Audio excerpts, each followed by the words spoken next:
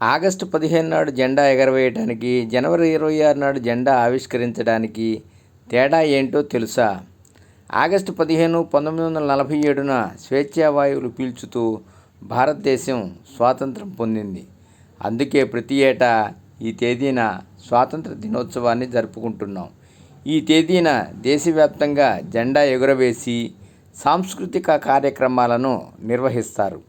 అలాగే 1950 జనవరి 26న దేశంలో రాజ్యాంగం అమలులోకి రాగా ప్రతి ఏటా ఈ తేదీని గణతంత్ర దినోత్సవంగా జరుపుకుంటాం.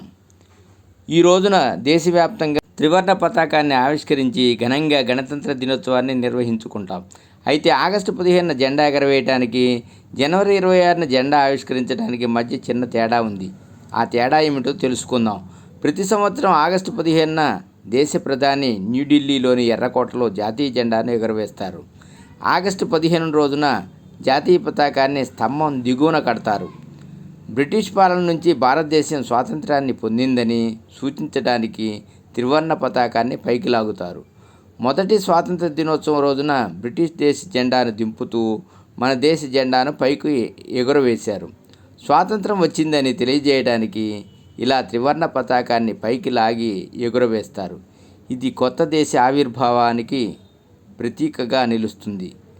2. గణతంత్ర దినోత్సవం జనవరి 26 నాడు రాష్ట్రపతి జెండాను ఆవిష్కరిస్తారు. జనవరి 26న గణతంత్ర దినోత్సవం సందర్భంగా త్రివర్ణ పతాకాన్ని పైభాగంలో కట్టి పైకి లాగకుండా విప్పుతారు. ఇలా త్రివర్ణ పతాకాన్ని ఆవిష్కరించడం ద్వారా ఇప్పటికి దేశం స్వాతంత్రంగా ఉందని తెలియజేస్తారు. ఈ 2 తేదీల్లో జెండాను రెపరెపలాడిస్తారు. గమనిక, ఇక్కడ జనవరి 26 నాడు జెండాను ముందుగానే కర్ర పోల్కి పైన కట్టి ఉంచుతాం కనుక ఆగస్టు 15 లాగా జెండాను కింది నుండి పైకి లాగము అనేది గమనించాల. దేశ పౌరుల ప్రతినిధి, భారత పార్లమెంటు ప్రజలచే నేరుగా ఎన్నికైన దేశ ప్రధాని స్వాతంత్ర దినోత్సవం రోజున జెండా ఎగరవేయడానికి, గణతంత్ర దినోత్సవం రోజున రాష్ట్రపతి జెండాను ఆవిష్కరించడానికి ఒక కారణం ఉంది. స్వాతంత్రం వచ్చిన సమయం నాటికి భారత రాజ్యాంగం అమలులోకి రాలేదు. అప్పటికి రాజ్యాంగ అధిపతి అయిన రాష్ట్రపతి పదవి చేపట్టలేదు.